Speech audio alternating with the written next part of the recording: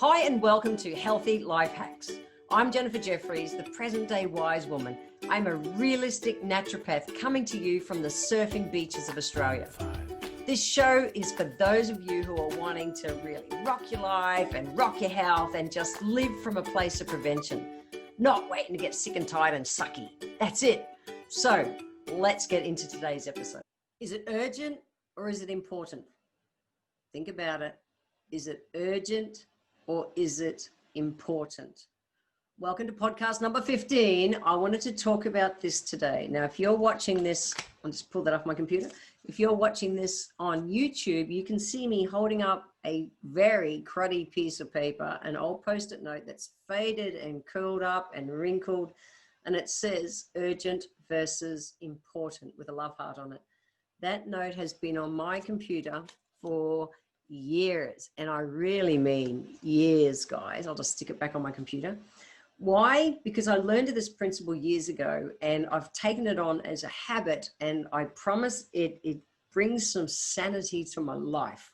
Yeah, I remember back to the old days, way before we had mobile phones and internets and all the other kind of stuff, and this life that's given us this sense that we have to be living like instant all the time.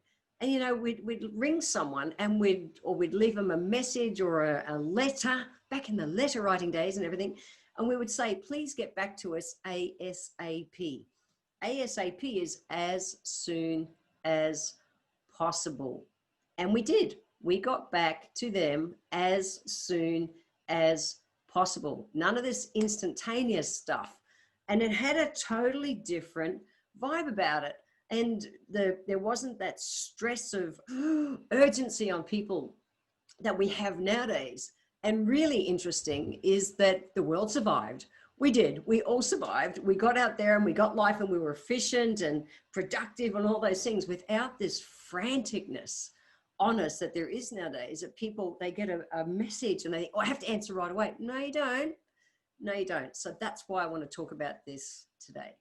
So it was actually President Eisenhower, so ex-US President Eisenhower, and he coined what he called the urgent versus important principle. And I honestly have taken this in as a system in my own life.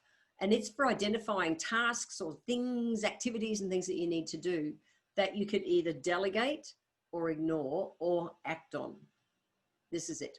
So urgent, you imagine, is urgent. You think, that's it. The world is going to end. If I don't do this right now, like right now, the world will end. It requires immediate attention. And I know that when you look at some of your texts, you think, I have to answer this right now. I have to act and do on this right now, no matter what you're doing. And you drop this and you go to that and you're all over the place. And there's this franticness, this chaotic energy about people. And that just puts us in survival mode, and it's taking years off our lives. In the episode where I talk about telomeres, that kind of energy is just taxing our bodies and taking years and decades off our life, and it's not cool. So this is really important. Is something really urgent? And that's why that note sits on my computer and I look at it every single day. So it doesn't matter what comes across my desk, what message comes on my phone or anything, I think, okay, will the world end right now if I don't do this? Can I? And it's not about procrastinating. That's a whole different game. But it's about just assessing and going, what do I need to do with this? That's it.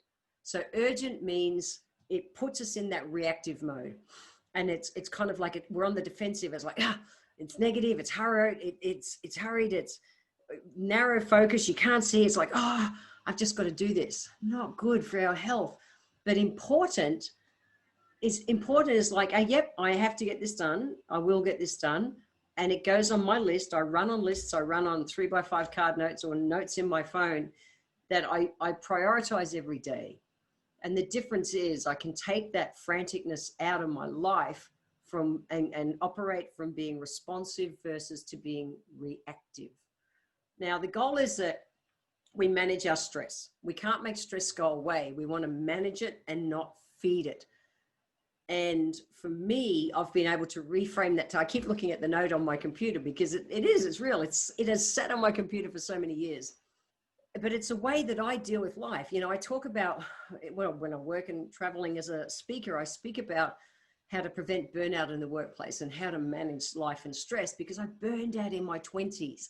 I did it. And that was back in no telephone days. But nowadays I see people, everything is so instant. People are just sitting on edge all the time, and it's not good for our adrenal glands. It just isn't. We are going down a slippy path that's not cool. Like I say, the goal in life is to manage stress, not feed it. So what if you just decided to reframe, look at a task, doesn't matter what it is, whether it's a message or an email or something, and just reframe it. How, is it urgent or is it important? Can I delegate it? Can I put it to another time? Do I have to action this right at this moment? Is it important? Yep, I'll get it done, but I can move it to the other list. What is it? What if you just played that game for the next week and see if you can get some of the franticness out of your life so that you're not in reactive mode constantly? Because I promise that's taking years off your life. Sounds easy. I promise it will be a challenge sometimes, but once you bring it into a habit, it really works. And I have done this for dozens of years now, and it's well and truly one of my stress management kind of strategies, and it really does work for me. So today's healthy life hacks are: 1, when anything comes across your desk, whether it's an email or a message on the phone, whatever it is, ask yourself, can you reschedule it? Can you reschedule it, or can you delegate it? Does this have to be actioned right at this moment?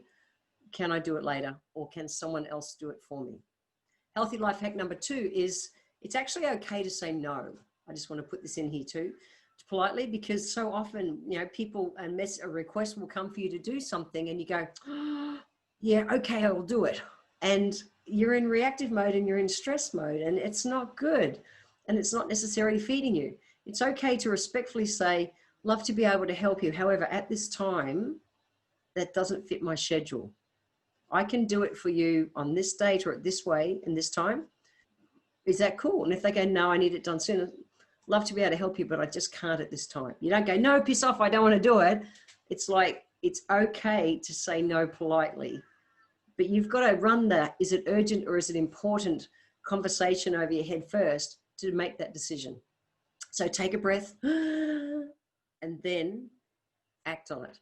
And truly, say no if you need to say no.